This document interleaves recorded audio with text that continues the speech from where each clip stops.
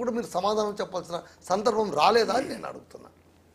సరే, అయితే ఈ ఫార్ములా విషయంలో మేము ఎందుకు వ్యతిరేకించినామంటే ఈ ఫార్ములా రేసు అది అంటే ఆ ఆలోచన పురుడు పోసుకోవడంతోనే అన్యాయాల అక్రమాలతో పురుడు పోసుకుంది. అందుకని మేము వ్యతిరేకించినాం. ఇంకోటి ఏంది, వాళ్ళు తీసుకొచ్చి ఇక్కడ ప్రజలను ఇబ్బంది పెట్టినరు, అందుకు మేము వ్యతిరేకించినాం. మీరు కూడా అదే పని చేసిండ్రు కదా. మేము ఇబ్బంది వరంగల్ దగ్గర దారి పొడుగున బిల్డింగులు పడగొట్టేసి వాళ్ళు సుందరి బండ్లు వస్తున్నారు కదా అని పేదల ఇళ్ళని పడగొట్టారని కదా గగ్గోలు. తప్పు సార్, అది తప్పు.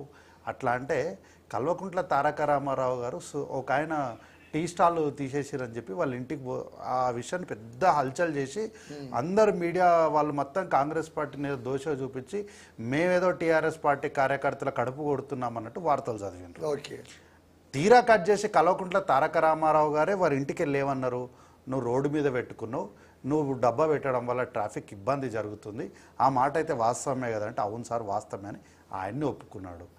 ఏంటంటే అది ఫుట్పాత్ పైన ఉన్నటువంటి కొన్ని నివాసాలు, ఏమంటున్నా, మీరు డబుల్ బెడ్రూమ్ ఇండ్లు కట్టిస్తామని ఆశలు పెట్టి మీ తాలూకు డబుల్ బెడ్రూమ్ ఇండ్లు కట్టించకపోవడం వల్లనే కదా వాళ్ళందరూ ఫుట్పాత్ మీద బతకాల్సిన పరిస్థితికి వచ్చింది. ఎక్కడైనా సరే మనము అలా లింక్ పెడితే వాళ్ళు ఇంకా చాలా వాటికి లింక్ పెడతారు. పెట్టమనండి సార్, పెట్టమనండి, అన్నిటికీ నేను సమాధానం చెప్తా. 10 ఏళ్ల పాపము ఒక్కొక్కటి అన్నిటికీ సమాధానాలు ఉన్నాయి. 10 ఏళ్ళు ఏమంటారంటే రైతు బంధు పథకం ఇవ్వడానికి డబ్బులు లేవు, 200 కోట్లు పెట్టి అందాల పోటీ మాత్రం నిర్వహిస్తారా అంటున్నారు. సార్ అదే అంటున్నా, వాళ్ళు తెలియక మాట్లాడతారా, తెలిసి అమాయకంగా మేమేం తెలియదు అన్నట్టు అమాయకంగా మాట్లాడతారా, లేకపోతే మేము అతి మేధావులము, మాకన్నా మేధావులు ఈ ప్రపంచంలో ఎవ్వరు లేరు, మాకు మాత్రమే మేము దొరలము, మాకు మాత్రమే తెలివి ఉంది అనుకుంటారా? మరి ఏమనుకుంటారో నాకు తెలియదు సార్. అఫీషియల్ రికార్డు చెప్తున్నా, నేనేదో ఉట్టి మాట చెప్తలేను. అందాల పోటీకి ఈ మిస్ వరల్డ్ కాంపిటీషన్కి సంబంధించి పూర్తి ఖర్చు తెలంగాణ ప్రభుత్వం పెడుతున్నది. ఎంత ఖర్చు తెలుసా సార్? కేవలం 2 కోట్లు సార్. 2 కోట్లు. 2 కోట్లు మాత్రమే అంటున్నారు, మీరు 2 అంటున్నారు. 2 కోట్లు సార్. లెక్క పొంతన కుదరట్లేదు అసలు. వాళ్ళకి ఎప్పుడు వాళ్ళ బతుకే పొంతన కుదరదు, ఇంకా ఇక్కడ లెక్కేం కుదురుతుంది. అంటే మీరు ఈ కార్ రేసుకు అన్నట్లు వాళ్ళు అన్నారేమో. మేము ఆధారాలతో చూపించినాం సార్, మేము ఆధారాలతో చూపించినాం. ఇది కూడా 2 కోట్ల హంగామా చేయడానికి ప్రయత్నించారు కదా. మేము ఈ 2 కోట్లది కూడా ఆధారాలతోనే చెప్తున్నాను, నేను ఉట్టికి చెప్తలేను. అయితే మిగతా ఖర్చు అంతా కూడా వాణిజ్య వ్యాపారాలకు సంబంధించిన తాలూకు స్పాన్సర్స్దే పూర్తి బాధ్యత. ఆయా కంపెనీస్ ఎవరైతే ఆ అందాల అంటే ఆ కాంటెస్ట్మెంట్ పైన వాళ్ళు లిప్స్టిక్ లాంటి, లేదంటే నెయిల్ పాలిష్, లేదంటే వాళ్ళు వేసుకునే బట్టలు, చెప్పులు, ఇట్లా అంటే ఏ బ్రాండ్కి సంబంధించినటువంటి ఆ బ్రాండ్స్ తాలూకు వాళ్ళే స్పాన్సర్స్. తెలంగాణ ప్రభుత్వం ఓన్లీ ఫెసిలిటీ అంటే అకామిడేషన్ మాత్రమే తెలంగాణ ప్రభుత్వం ఇస్తుంది. అయితే ఈ అకామిడేషన్లో కూడా బిజినెస్ అంతా మన దగ్గరనే జరుగుతుంది కదా, హోటల్స్ అన్ని మన దగ్గరనే బుక్ అవుతున్నాయి కదా, ట్రాన్స్పోర్ట్ అంతా మన వాళ్ళకే వస్తుంది కదా, ఇదేం బయట వాళ్ళకి ఏం పోతలేదు కదా. సో ఇక్కడ ప్రభుత్వం ఖర్చు పెట్టిన డబ్బులు మన రాష్ట్రంలోనే సర్క్యులేట్ అయినాయి. కానీ ఈ ఫార్ములా లాగా మీరు హెచ్ఎండిఏ అన్నారు, జిహెచ్ఎంసి అన్నారు. హెచ్ఎండిఏ అసలు ఈ ఫార్ములా రేస్లో హెచ్ఎండిఏకి సంబంధించినటువంటి ఆ పదమే దాని ఎక్కడ ప్రస్తావన లేకుండా మీరు హెచ్ఎండిఏ నుంచి కోట్ల రూపాయలని ట్రాన్స్ఫర్ చేసి పడేసారు. ఎట్లా ట్రాన్స్ఫర్ చేసిరు అంటే నిబంధనలకు విరుద్ధంగా ట్రాన్స్ఫర్ చేసారు. దానికి మీరు అడిగే లాజిక్ ఏంది?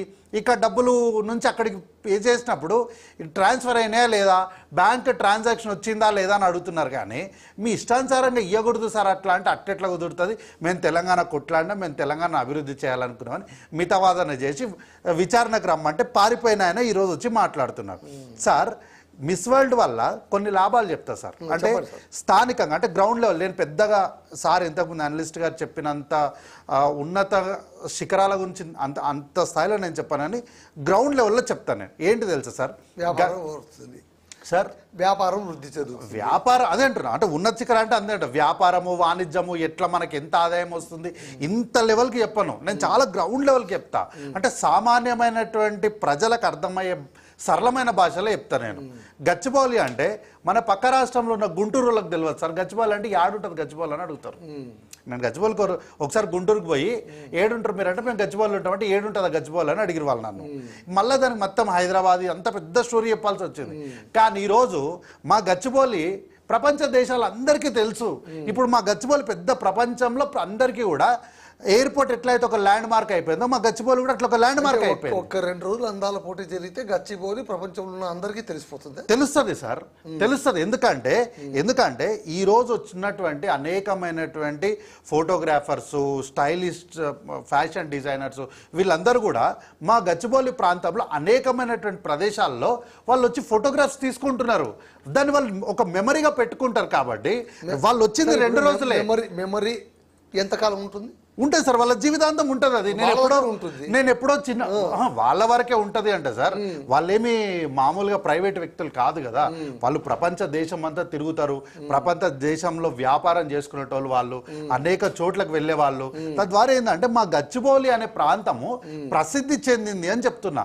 ఈ ప్రసిద్ధి చెందడం ద్వారా ఎన్ని లాభాలు ఉంటాయి అనేది ప్రత్యేకంగా మనం దీని గురించి మాట్లాడుకోవచ్చు.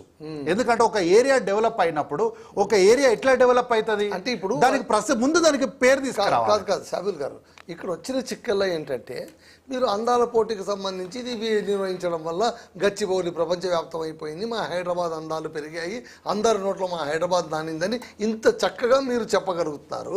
అదే ఈ ఫార్ములా రేస్ అయితే మాత్రం హైదరాబాద్ దుంపనాశనం అయిపోతుంది, అభివృద్ధి చెందదు, డబ్బులన్నీ నాశనం అయిపోయాయి. మీరు వేసిన దారిలోనే వాళ్ళు నడుస్తున్నారు. ఇప్పుడు మీరు ఈ ఫార్ములా రేస్ కోసము ఎన్టీఆర్ గార్డెన్స్ మొత్తాన్ని సాఫ్ చేసారు కదా. మేమే అట్లా సాఫ్ చేయలేదు కదా. ఎన్టీఆర్ గార్డెన్స్ మొత్తాన్ని సాఫ్ చేసి పెట్టేసింటారు కదా.